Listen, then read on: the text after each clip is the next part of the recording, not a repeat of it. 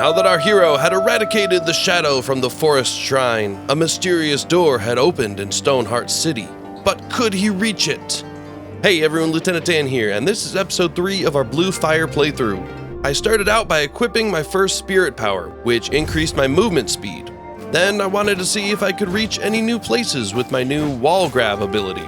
I found a void course called Ura's Glide and jumped in, though it was my first 3-star difficulty level.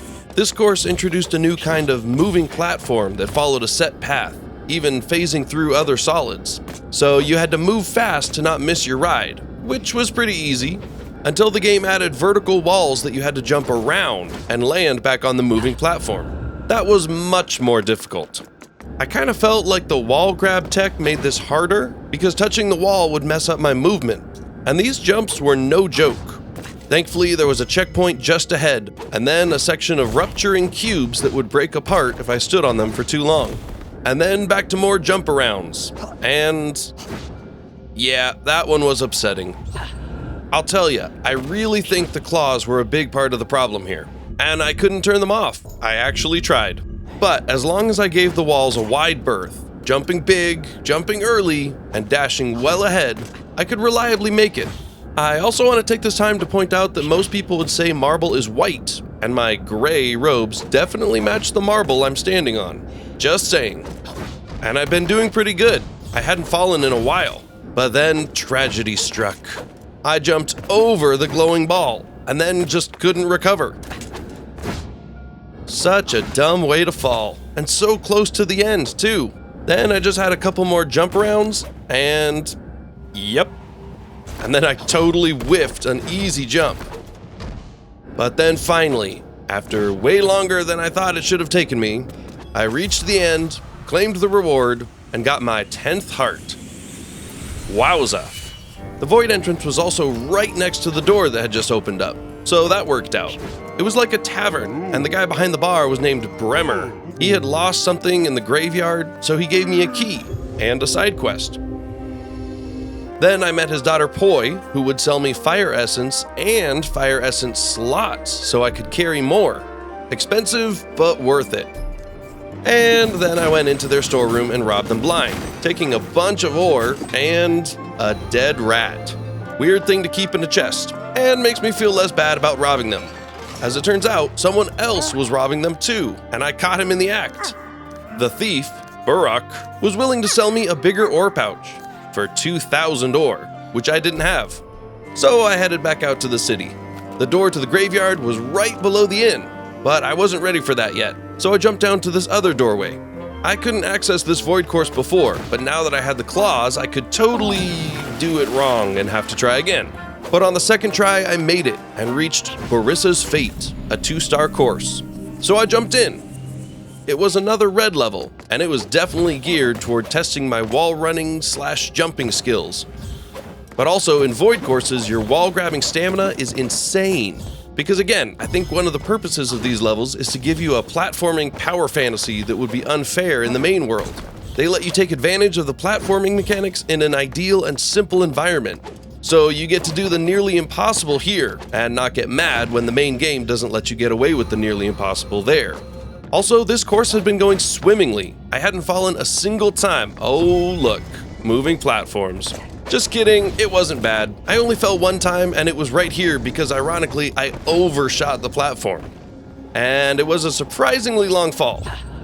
But I landed it on the next try, and took it slow and steady moving forward. And then one of my proudest moments yet, where I had to go for this wall run, but I missed the orb, so I turned back and clutched the landing on the original platform. Felt good, felt like a pro. But then it happened a second time, and I clutched the recovery again. I got it on the 3rd attempt, and I didn't even fall getting to the platform on the other side. A few more cautious jumps, and I had made it to the end, with multiple clutches and only one fall. I was pretty proud of myself. So I claimed the reward, and was happy to see that heart number 11 began a second row of my health meter. I was officially in double health bar territory. There was another thing I wanted to do before I left the city, because I was tired of the gray but actually white outfit. So I went to Ari to pick a new color, and I decided, since I was now the hero of the forest shrine, that I would get the green dye tunic. It was still a lighter green than was shown in the picture, but I kind of liked it. It made me feel like Link.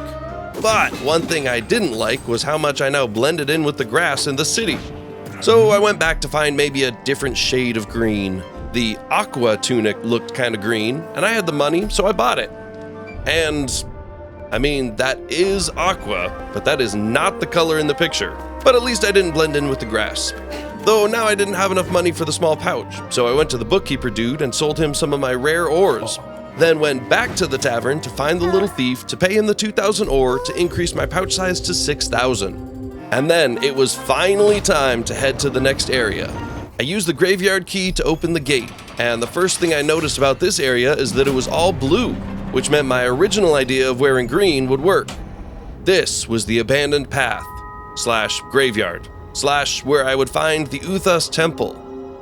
And as I headed down the path, I noticed there were no boxes or barrels to break for ore, because as it turns out, I had to break the tombstones for ore. That's right, I was now desecrating gravesites for money. I found a locked gate to a place called Temple Gardens, and there were lots of these flying guys who would freeze you in ice if you didn't interrupt their attack. Kind of annoying, and I still didn't have a good feel for aerial combat yet. The graveyard had some surprises, including this new laser shooting flying enemy. I was trying not to get absolutely decimated by this guy, and then this cool moment happened. That was some excellent aerial juggling. I tried doing a bit of exploring in the area, but it was pretty clear that I was missing some movement upgrades. I did find a new void course, but I left it for later. And I found an emote statue that taught me how to say no. And there was this ominous doorway, but was I going to explore it? No, I was not. Because I had actually already passed the entrance to Uthas temple. It was back over here. Also, a necklace and an emote statue that taught me the aggressive stance. And now it was time to show the shadow who's boss. I used the key, opened the door, and made my way into the Uthas temple. The temple was also very blue, though there were proper urns to smash instead of tombstones. And of course there were enemies, like this laser eye flying guy, who I tried to get some good juggling hits on, and it's getting there. And I liked the forest temple, but I liked this one even more. It had a lot more big open rooms, and some really good puzzle solving, like how you had to possess these statues and make them hop over and stand on these pads to open the gate. And like in the forest shrine, I was soon met by the spirit god of this temple, named Uthas. Just like Nuas, he was trapped by the shadow and needed my help. Good thing I'm dressed like Link, because this is definitely feeling a lot like Legend of Zelda, but I'm here for it. The old key opened the door to the next room, and inside were multiple of those laser-eyed flying guys. But I had my priorities straight, and it was a good chance to practice my aerial juggling, assuming I didn't get blasted to smithereens. The trick to aerial combat, I was learning, was not just to get close and spam attacks, because each hit pushed you away from the enemy, hopefully upwards, so you really had to time your swings, all while dodging their attacks, of course. The next area was the big room. Multiple levels, doors and paths going off to the sides, with the top level being what looked like the end. So I made my way in and discovered a new enemy, spiky slug-looking guys that did not recoil when I hit them. But then I remembered I had a shield, and that seemed like a pretty good strat. I found another old key and spiky walls and platforms I couldn't reach, and figured out what the game meant by parry. In a room off the hall there was a chest and another statue I could possess, but they were both locked behind gates. So then I went ahead and I'm the chosen one.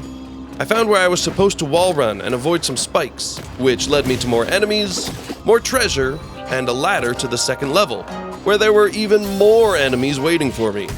And when they gang up on you, things get kinda hairy. But still, these monsters were no match for off-brand Link. I learned the photo emote. Picture perfect. And I found a chest which needed a holy key, which I did not have. But from the second level, I figured out the puzzle with the statue. I had to jump down to the statue, move it onto the pad to open the first gate, then waddle it down to the other end of the room to put it on that pad to open the second gate. Was there a holy key in the box? Nope, just an old key. But I didn't fall in the water this time. Then I had to run all the way back around to the ladder, then use the old key to open a different side door, and walked into what was pretty obviously going to be a fight room. But with 2 of those laser eyes and 2 of the rhino slugs, this could have gone sideways real fast. So I kept moving and tried to not get cornered.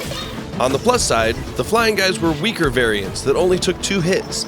And if I got the slugs to group up, I could hit both at the same time. I just had to take my time and make sure I didn't get laser sniped from across the room. And if you hadn't seen some of my previous battles, you might think I'm super good at this game, because I'm absolutely destroying and haven't even taken a single hit. And I don't know what to tell you. I was just in the zone in this temple. 0 damage group fight commemorative photo! And I got the holy key, with which I opened the chest and acquired Uthas's bracelet, which gave me the ability to double jump. Talk about game changers. This was huge. And I knew exactly where to go next. Now I could reach this platform, and I was rewarded with permission to party. Yeah, that's fun, but I think I still like this one better. Hyaw! A door off the main hall led me to another puzzle room. This one was all about doing wall jumps to reach hidden levers, where switching one would open the path to the next. The jumps to the 3rd lever were especially challenging, but I eventually got it. And that opened the way to another big empty room where a bunch of bad guys spawned in all around me. Unfortunately, this fight didn't go as perfectly as the last one, but in my defense there were more enemies, including these super aggressive leech guys. I took out the laser eye with my ranged attack, but that meant I had no mana left to shield. So it became a dodge fest, trying to get hits in without getting pummeled. Overall, I think I did pretty well, and in the end I had regained enough mana to do a parry to finish the fight, proving that I wasn't trapped in here with them, they were trapped in here with me. Remember in the forest shrine there was a big room with the timed platforming challenge? Well, the next room was another one of those. And this time there was no cheese. But this time I did really well, and surprisingly I only fell 1 time. So here's the full clip of my second attempt at this time trial, to give you a good sense of the platforming going on.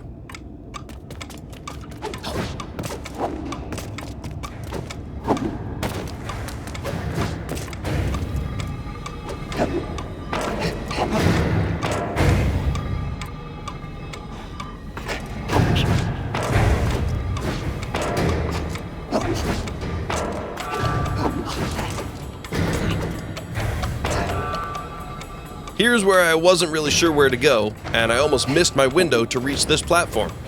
And I think because of that, I missed the cycle and had to wait for these platforms to reappear. And yes, I stopped in the middle of a time trial to open a chest.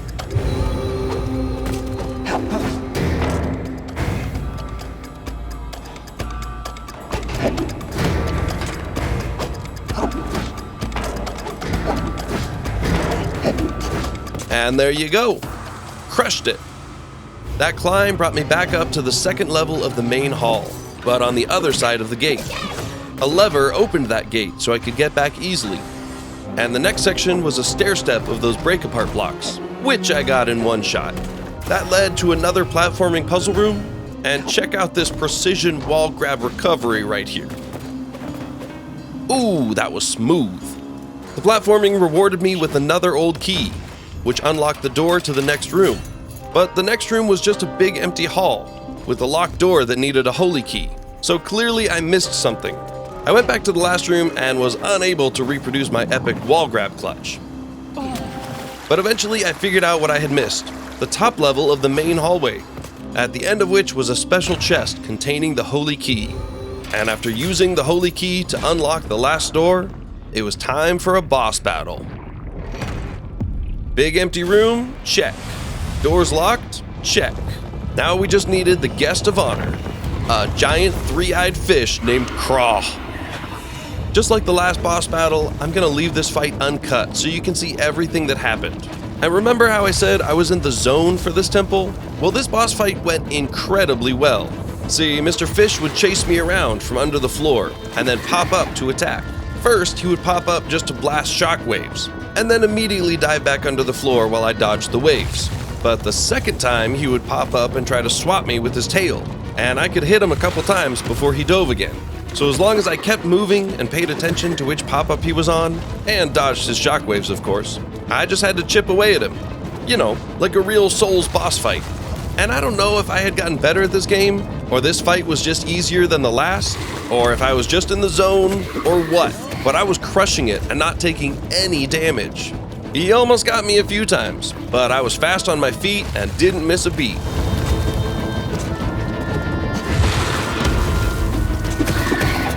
And then, kinda like the weed in the forest shrine, after I got stone scales here below a certain amount of health, he changed his attack pattern. Although in this case, it was when he was well below half health. First, he pushed me away with a cry, so I knew something was up. Then he retreated under the floor and sent some of his minions out to fight. Unfortunately for me, they were the annoying rhino slugs. And also unfortunately for me, this was where my perfect performance ended. Because even though I jumped, I dodged, and even pulled off a parry, somehow these stupid spikeheads still landed hits. But once I had cleared them, Fishface got back in the fight, and his attack had changed. More shockwaves, and he didn't immediately retreat this time. Kind of like he had combined both of his previous moves into one. And unfortunately again, right here is my embarrassing moment, where I went in for the strike, and he fish slapped me in the face with his tail. And then he dove under the floor, probably to enjoy a good laugh, and I had to fight more of his ads. And I don't know what it says about me that I took more damage from these slugs than I took from the Fish King himself, but by my count, I still only took one hit from this boss. Because he was really low, and I was still in the zone. And my double jump absolutely saved me right there. And then he was done. Bring out the tartar sauce, because this fish is cooked. My bucket. I had filleted the fish. Now it was time to talk to Uthas. Just like at the forest shrine, the spirit god appeared in his full form now that I had defeated the corrupt guardian. Unlike Nuos, Uthas actually said thank you. And then it was story time as we got a cutscene within a cutscene. Apparently there were 6 gods. Uthas, god of water, Dina, goddess of land, Nuos, god of knowledge, Talon, god of wind, Duran, god of fire, and the 6th god, he who we do not name. Because while everything was hunky-dory while the gods worked together, the 6th god got power-hungry and turned on his siblings and ruined everything. And that's why the Shadow was taking over and I had to save the day. And then Uthas gave me a surprising next job. He told me to go to the Temple of Gods, find the long-since corrupted queen, and kill her. Not gonna lie, I didn't expect that. But he said I was their only hope, and then flashed out. And I got teleported back to the entrance of the temple, where I did a little bit of acrobatics to acquire this spirit before I left. And with that, off-brand Link had freed the water temple.